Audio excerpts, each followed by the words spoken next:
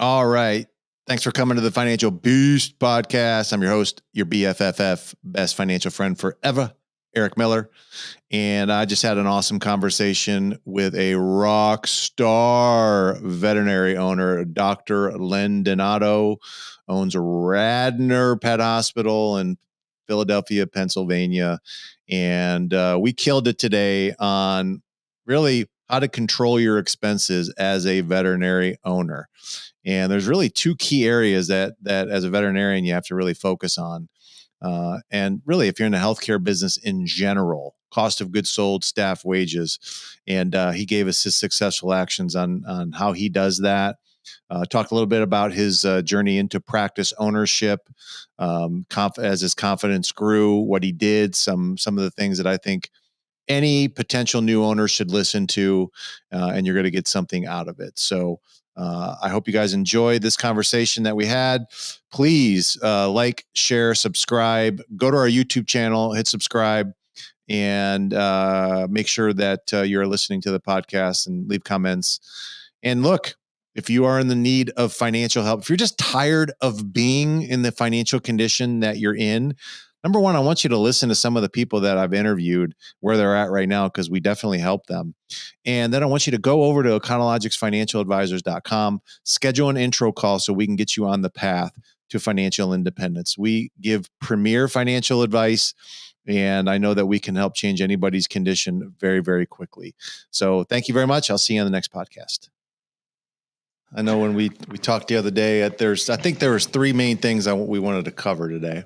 At least I wanted to cover. Okay. I know we wanted to go over like how to better manage your cost of goods sold. Sure. There's another one. I'm trying to remember exactly what that one was. I think we were talking about some percentages of what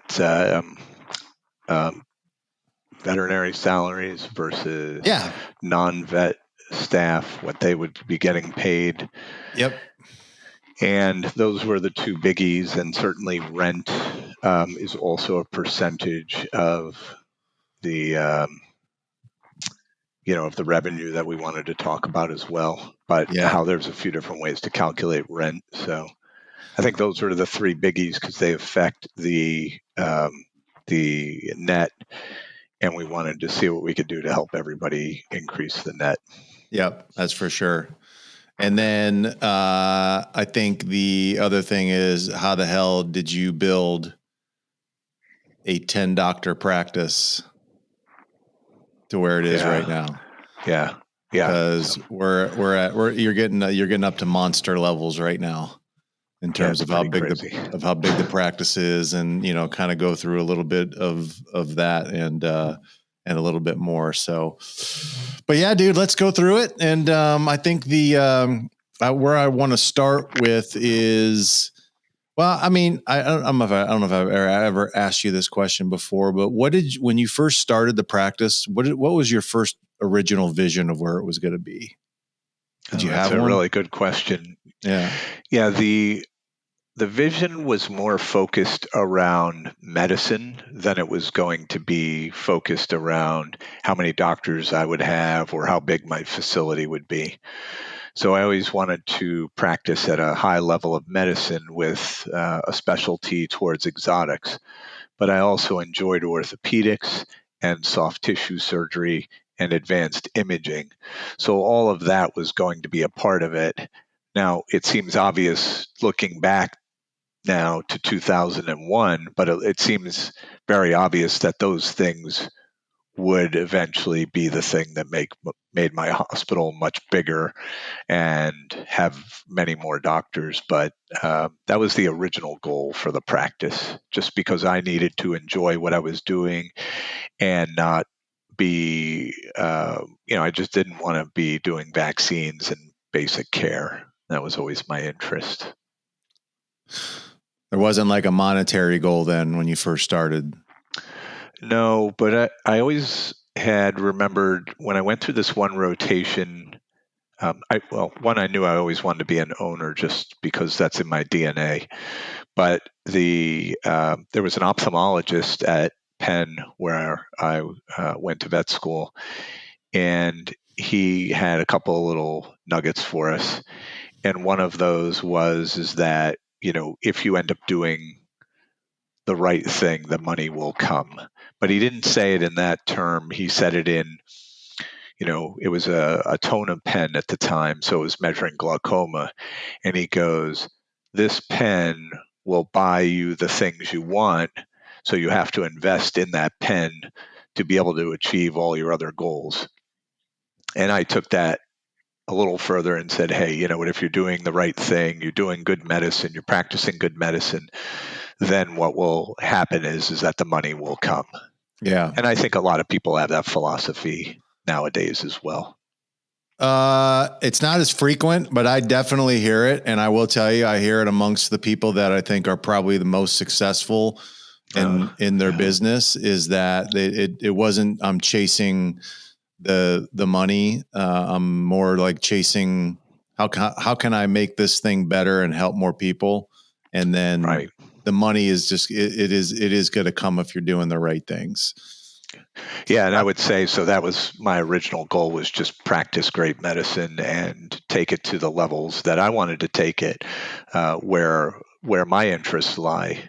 So Yeah. whenever I do have other veterinarians ask me about that, I always tell them, I mean, just develop something you really enjoy doing and make sure you market that and let people know you're doing it. And that passion will come through for the, for then the medicine and money to then follow. Yeah. And it didn't help that you chose a pretty good location too. Wasn't bad. I was all right with that. Yeah. And for people that don't know where you're at, you're in Philadelphia. I don't know how do you describe the area that you're in? Yeah, it is the wealthiest area in Pennsylvania. It's called the Main Line, and I'm very lucky to be there. I was searching all around Philadelphia because I knew I had to be around a city to work on exotic pets. And, so today my practice is 50% exotics and 50% dog and cat. But I knew I needed to be around the city. And it just so happened that the Main Line, this particular practice opened up. And it was a small practice when I bought it. Yeah. When you say small, what do you mean? It was like 1.5 doctors. Mm-hmm. There was a full-time associate, and then the doctor that was there was limited for quite some time before the sale, just because of some health issues. Yeah. When did you get to the point where you're like, I gotta like run this thing like a business, and that means that I have to start hiring a lot of other people to do this? Long before I bought the practice. It was always in you? Yeah, so it's always funny. I like this story. When I was 11, I had a paper route, and other kids around me were then getting rid of their paper routes, and I absorbed all of those, and then I would hire my friends to go and work the paper routes. So it's I was always a big fan of delegation, which is something that I do give lectures on, and I can spend hours talking about it. But weirdly enough, it was right from jump there. It was like, okay, you're delegating right away. You never had a problem with that, did you? No, because I could see the potential with it. Again, even way back then, I was like, well, I could be doing this, and that other person could be doing that. And now two things are getting done as opposed to just one. And it does require, proper, right? Like now we talk about it in a different level, from a paper route level. It requires proper training. And the part that everybody always forgets about delegation is that you do have to check in at the end of whatever was delegated to make sure that everything went well and that there's no feedback or anything that went wrong, that you can help guide that person through for the next time. That's the part that's always missed. Give them the job, Yeah. absolutely, but then you have to follow through anyway. So it seems like it takes a little bit more work, but shortly after you start delegating, you realize you're like, wow, that's making my life easier. A little painful at first because you're talking a lot, training a lot, but then it gets so much better and actually quicker than you think. Yeah, it really does. I mean, and obviously you got to give them some guidance, some training, a description of what they're going to be doing. And I really do like that. I think you're right. You got to follow through and make sure that they're getting the end result that Right. that is required so that you can feel good about letting go. Cause that seems to be what we hear all the time for a lot of the practice owners is like, well, I hire people, I try to get them to do something, and then they mess it up. Yeah. And then of course now they're like they got back off on delegating anymore. Right, And right. They take that experience and use it as the norm when they could very well change that experience by following through and then having a wonderfully productive, 5-10 minute meeting on it and go, let me empower you and let's try it again. yeah, And that really helps quite a bit. yeah, it does. And then I remember you said something to me one time where we were talking about, you know, like what happens when you decide to sell, which I know, I'll keep that private, but let's just say that, I mean, at some point you are going to sell. Everyone's going to sell Sure. their business, but you had said, I don't have any problem taking orders from someone else. That's right. Just tell me what to do. I was like, really? Yeah, absolutely. I know. Because most people are like, shit, I've been doing this for, 25 years and I think I'm more with you on that because people will always be, well, I'm the boss and I'm the one that tells people what to do and I don't ever want to be told what to do ever again. And I'm like, that's kind of the wrong flow because I've just learned in life that you got to be willing to give orders. You got to be willing to take orders because there's always correct. a bigger bear. That's right. And I have another job, oddly enough, teaching at at Penn Vet, and frankly, I'll have input, of course, but they know much more about the scope of things than I do. Yeah. And they tell me what to do. Like there's a point where I'm like, yeah, just tell me what you need me to do. I'm happy to help in whatever way that is. But that is an important part of letting go, of course. Yeah, it is. I think that. more people need to like be able to get off their resistance of being told what to do and just be able to like say, I may like giving orders more. I'm sure, everyone does, but you got to be willing to accept them as well.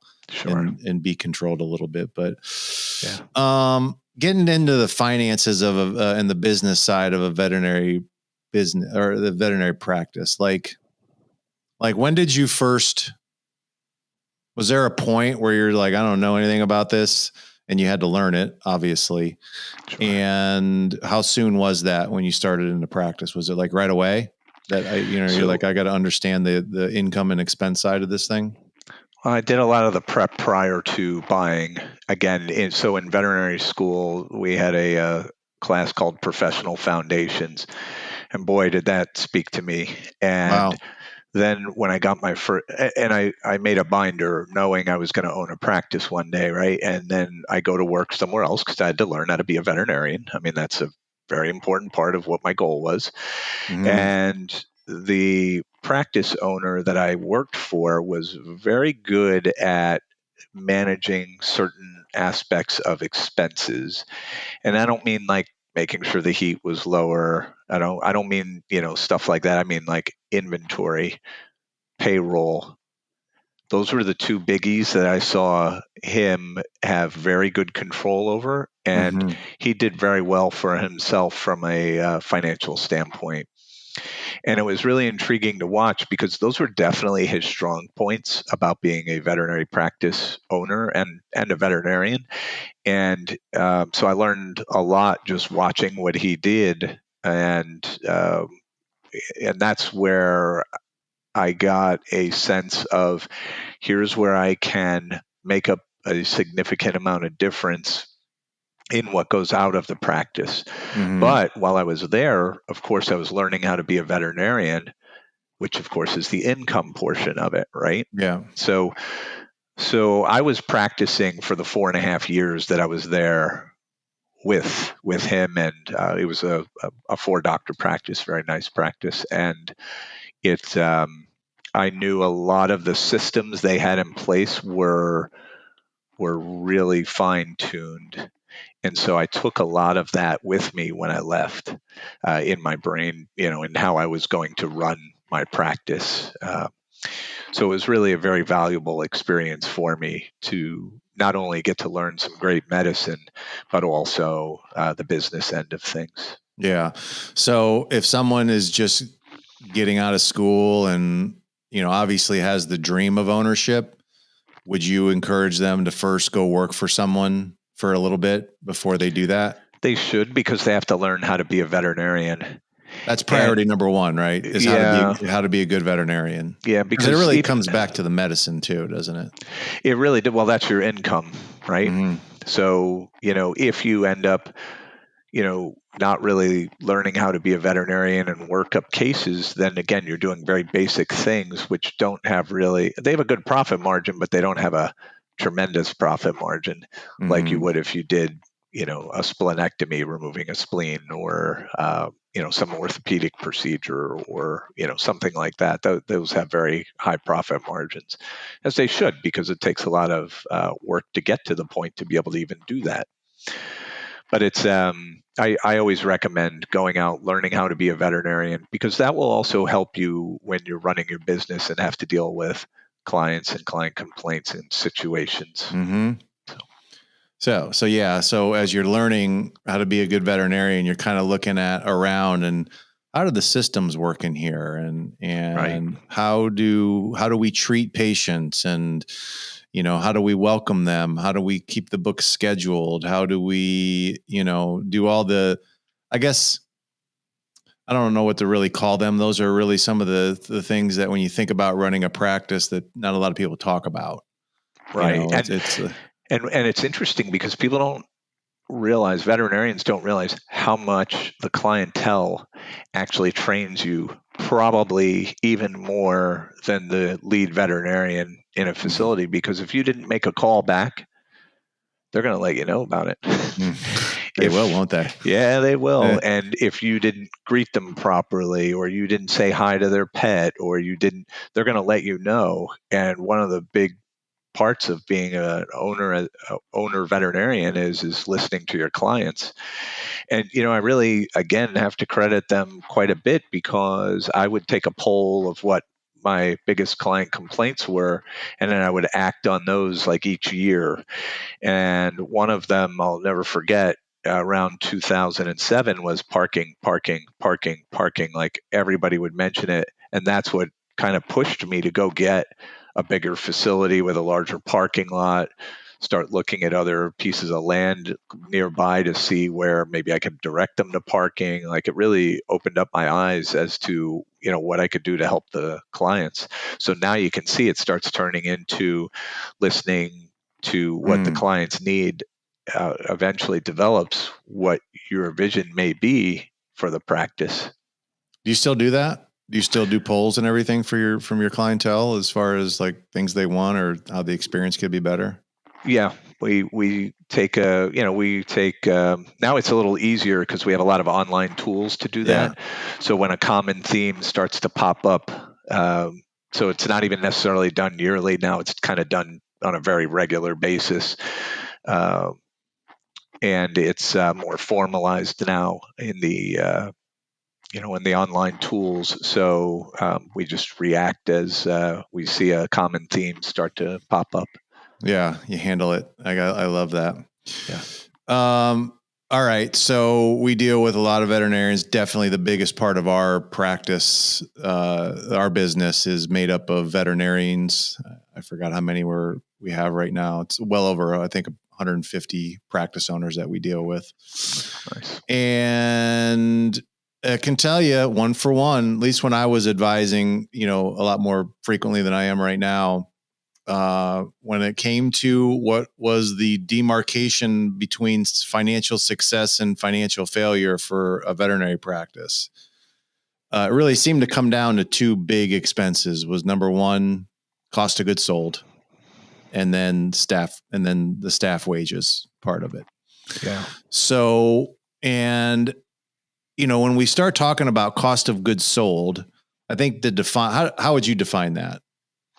Well, right. One, that's anything that, will get sold to a client, ranging from medicine to heartworm medicine, shampoos, e-collars, any tangible item that Yeah. they can pick up and walk out the door with, even pet food. I believe a lot of lab stuff is categorized into cost of goods sold as I think well. so. Yeah, so that's more of an accounting thing, I believe, but that also gets thrown in there. Yeah. And there's always a percentage, obviously, if you're going to run a profitable business, of where that target of where your cost of goods percentage should be of your total revenue. Yeah, And I was always, when, we started working with owners, of course, I get a lot of opinions on this, like, where should it be? sure. And it seemed to be somewhere in that 17 to 22% range.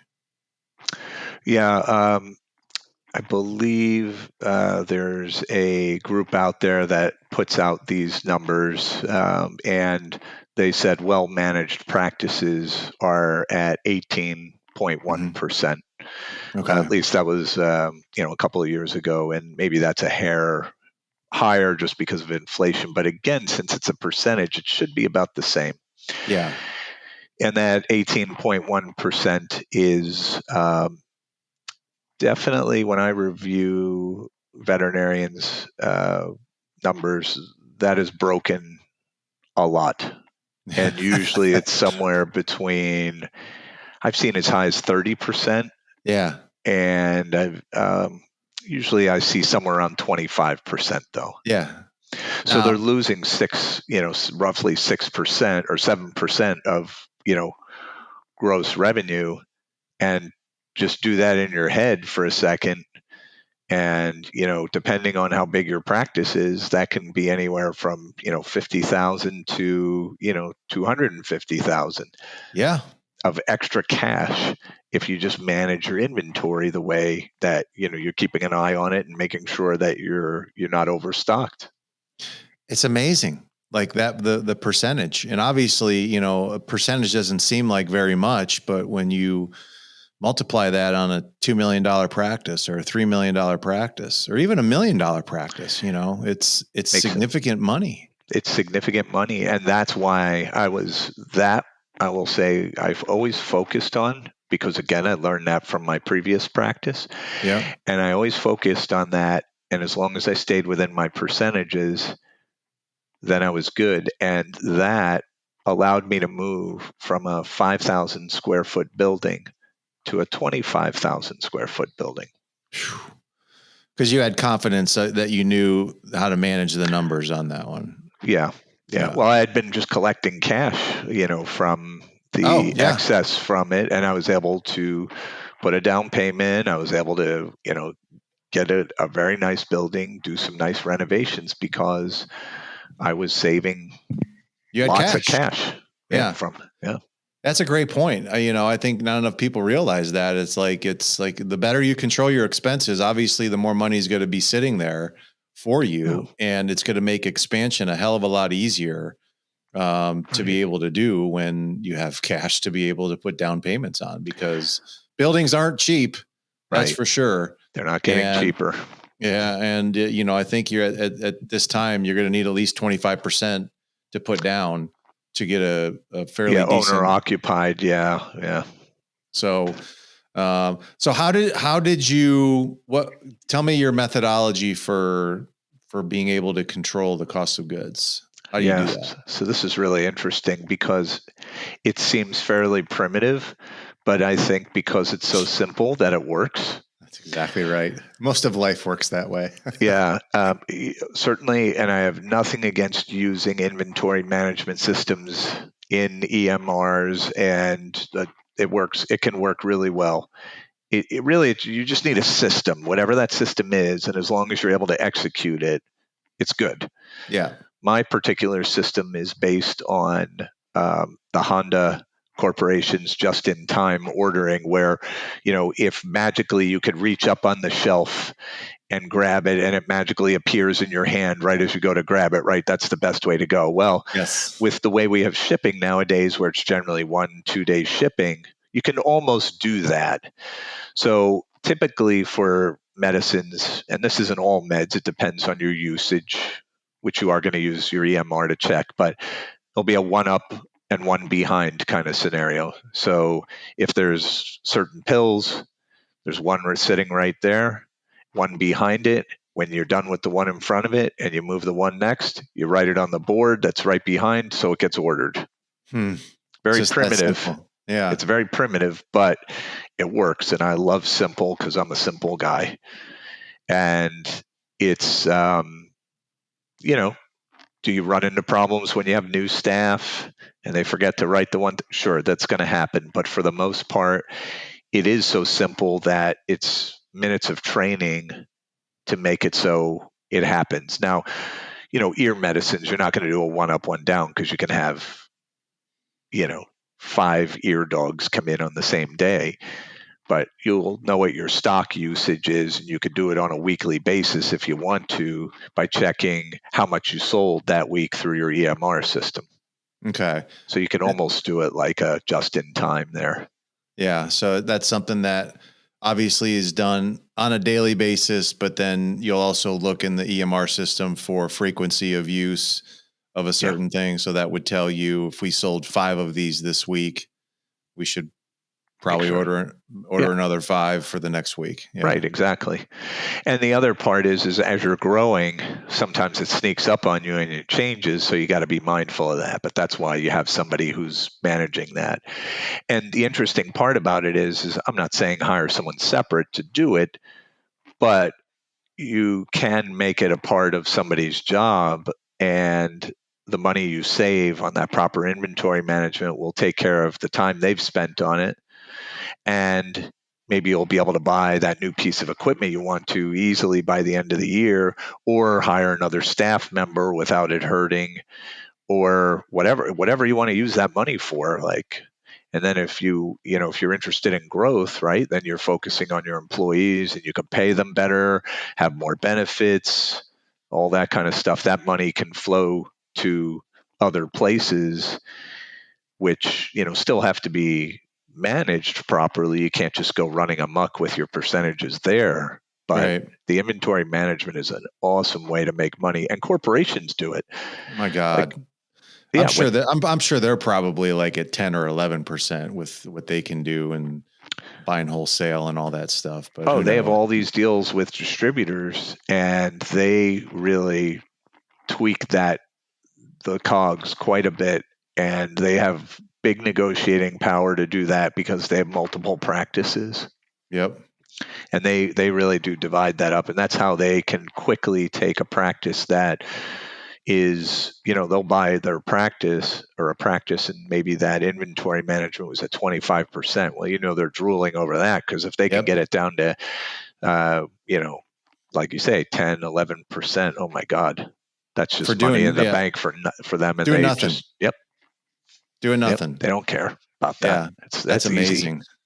And do you have like a person in charge of inventory, or is it more just a system that you've built? It's the system, but of course there's got to be people to check that and order. So our hospital administrator, we have a tech that usually makes sure that we have all the things we need, and then the people who take the last of something, or as we were saying, the second to last, and pull the other one forward, they then write it on the board. So it's actually a whole hospital commitment to making sure that happens properly. And it makes it so the load isn't just on one person. Yeah, for sure. Yeah. So, and it's not difficult. It really isn't. I don't think so. I don't know why so many people have, but man, it is a massive expense when you look at it. And it certainly is something, if you can control, you can be very, very profitable in the veterinary business. I have a number of vets that'll be like, when I ask them about that, they'll be like, I order what I want. And they're like acting cool about it, but it's actually the least cool thing you could do, because you're just throwing money out the window.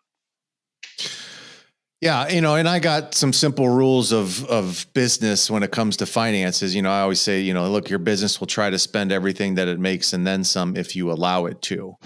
And Yeah. that certainly happens a lot. And certainly COGS is one of those areas where if people don't have any restrictions or systems on ordering stuff, they'll just order it, right? They'll order whatever. That's Like, right. I think we need more of this, more of that. So I think you're right. Having a system, is just as important, obviously, if not more important than having just, a person in charge of that. Yeah. So that you can control that area, because it can make a difference in your profitability. 100%. And we keep one type of heartworm medicine and one type of flea medicine around. I don't need a whole bunch of different ones because online ordering. I mean, how many people now order on Amazon and stuff just shows up at their door? Like, there are online pharmacies where the veterinarian gets a part of the income of that can be connected to their website. Mm-hmm. Where if you don't have the thing, let's even just say somebody messed up and you don't have it right there, you can just have them go on your website and then just order through your vet store or whatever you call it on your website, and then it shows up. Yeah, simple. I barely keep any food now because the profit margin on food is horrific. Heartworm medicine, like I said, and flea and tick, just one type for dogs, one type for cats. Everyone just orders it on your, and then on your they're getting site. it anyway, because that's not really where you're making your money. Yeah. I mean, let's be real about that. Most of your income's coming through services, not selling a bottle of antibiotics to somebody. No, you're right. That is for sure. Yeah. What about, all right, let's move on to staff and staff wages, because I think that's the other big expense that a lot of people have to deal with. Yeah. And when did you learn of the percentages, and when did you try to look at that and say, okay, this is how we have to keep this range and of these percentages versus doctors' pay, admin pay? When did you start looking at that? Yeah, so when I purchased the practice is when I started really evaluating that. And it's intriguing because payroll, there's two things that can happen with payroll. One is that you could be under or you can be over, right?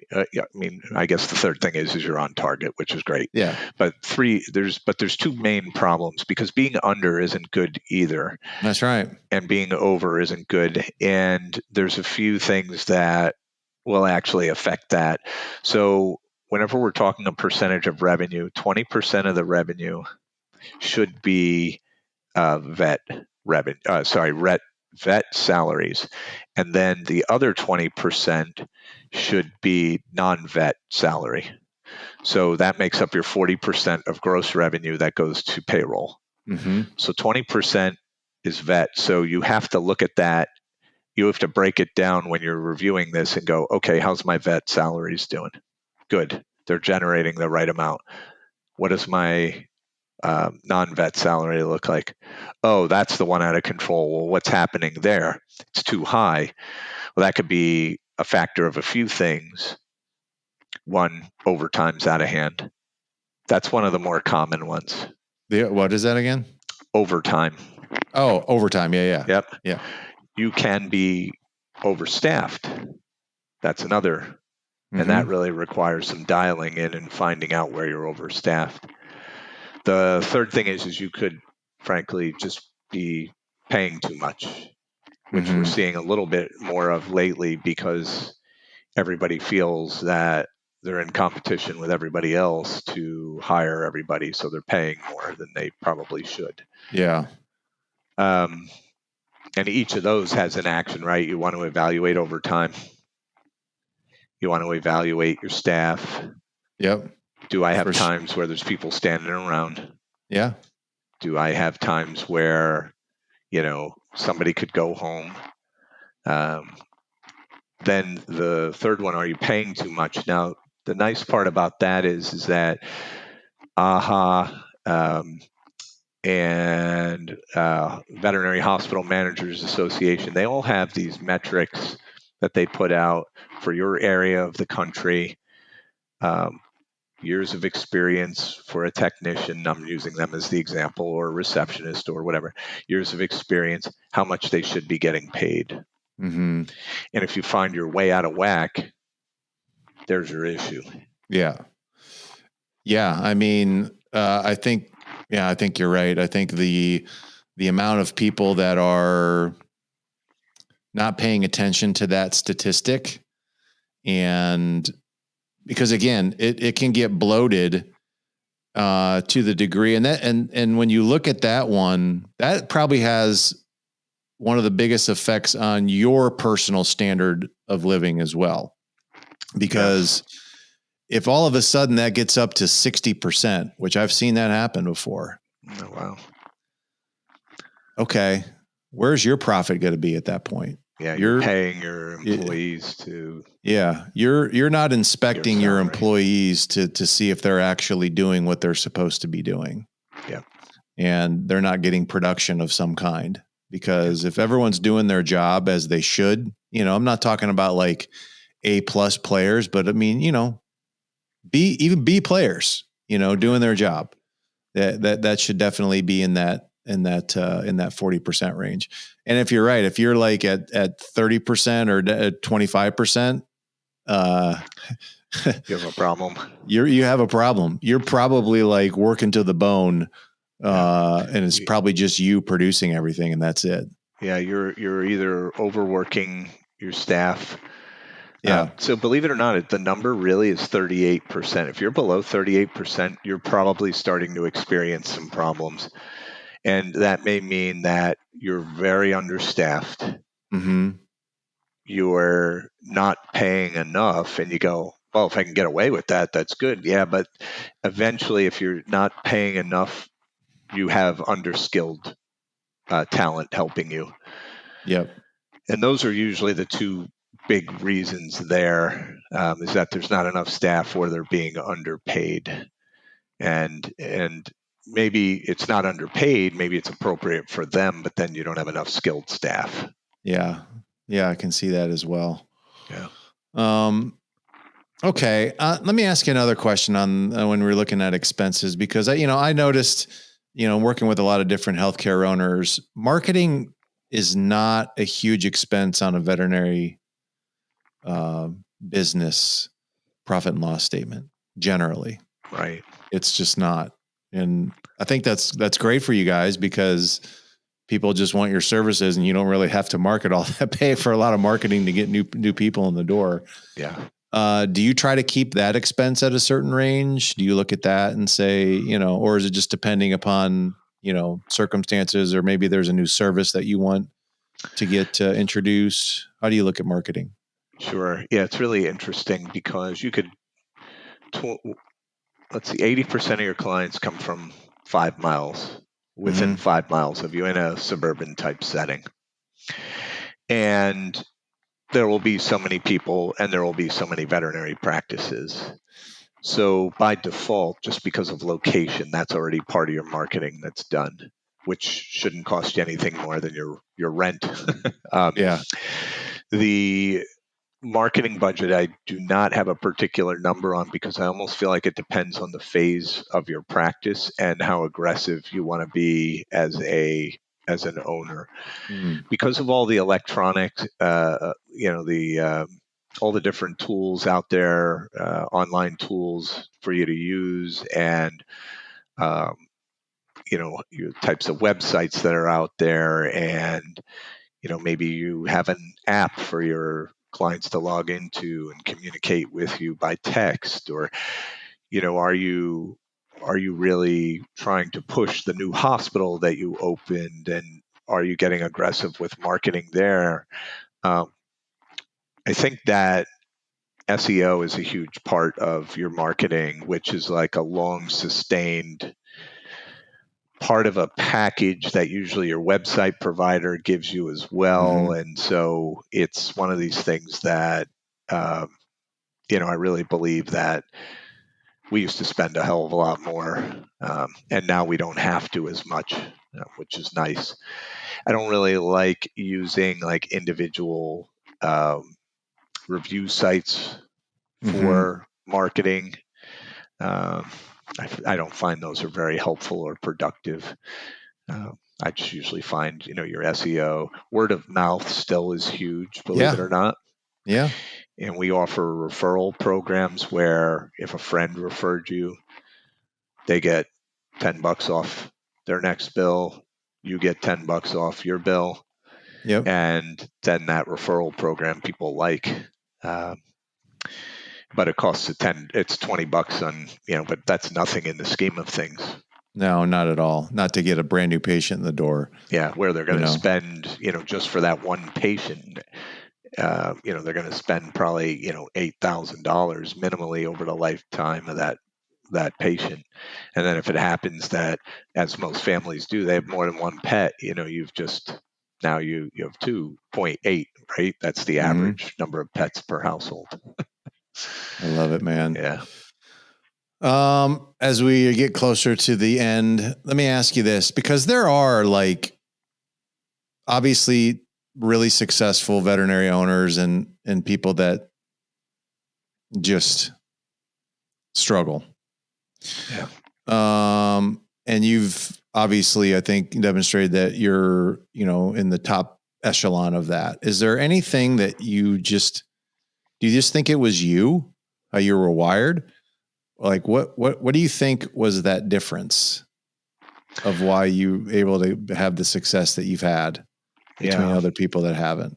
It's so interesting because you have to be able to listen to everybody and really digest what they're saying, because I didn't get to have a 10-doctor veterinary practice by myself. I did, but I didn't.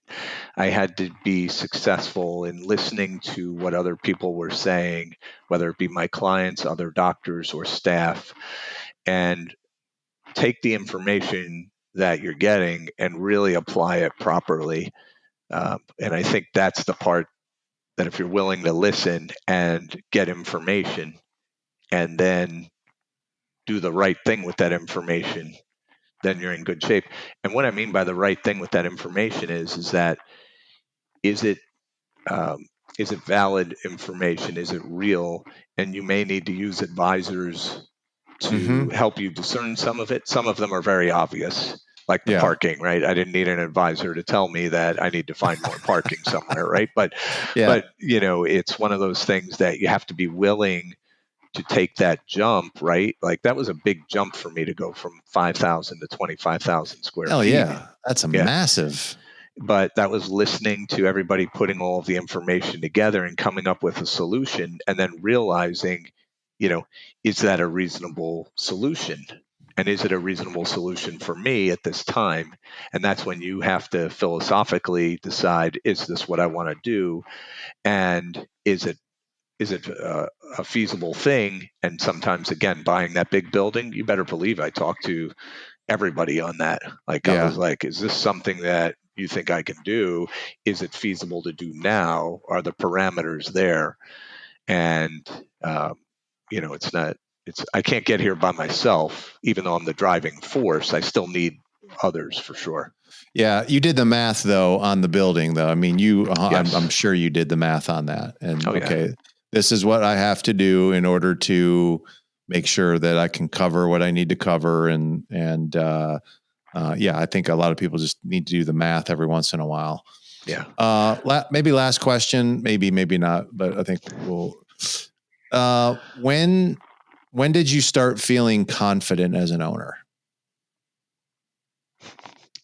That's a funny question. Well, I want to say that because I know a lot of people, when they even first start off, or even the first 5 years, are like, shit, I don't, there's like, I don't know when at some point in time, there is a level of confidence like, okay, I think I got a pretty good handle on this, but it doesn't happen overnight.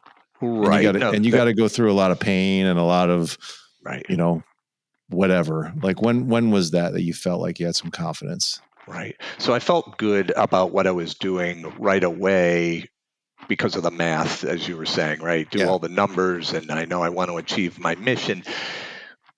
But did I really know everything that I was doing? Absolutely not. And I would say, obviously I'm still learning. Yeah. But, I would say a few years in, 4 or 5 years in as an owner, that I was really probably starting to hit my stride. Yeah. But 4 or 5 years, long time.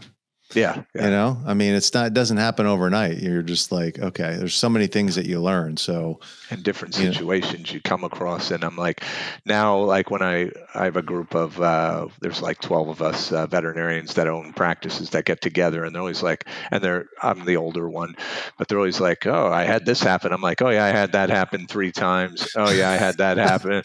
And they were like, oh, okay. And it's so funny because, you become like the godfather to them, haven't they? well, a little bit, but it's it's stressful, right? When you first It hit that is. situation, and most people don't come across those kinds of things, and then all of a sudden you're the one that has to make the decision on it. And it's hard because as an owner, it can be or look very unpopular what you decide, and you can't be afraid of that. Yeah, because it's it's the lonely. best thing for the practice. It can definitely be lonely to have to make that decision. And again, this is why, we harp so much on making sure that you guys compensate yourself correctly for being owners, and, that money does go to you, because it's a tough job that nobody sees a lot of the things that owners have to go through. Sure. And, there needs to be a level of compensation for that. Otherwise, I think it just turns into burnout, quickly. And that's no good. Yep, agreed. All right, my friend, that was awesome. Yeah. We'll do it again on another subject. I don't know what yet, but I always enjoy talking to you. So thanks so much, bud. Appreciate it. Yeah, absolutely. All right, Eric. Well, we'll see you around. Yes.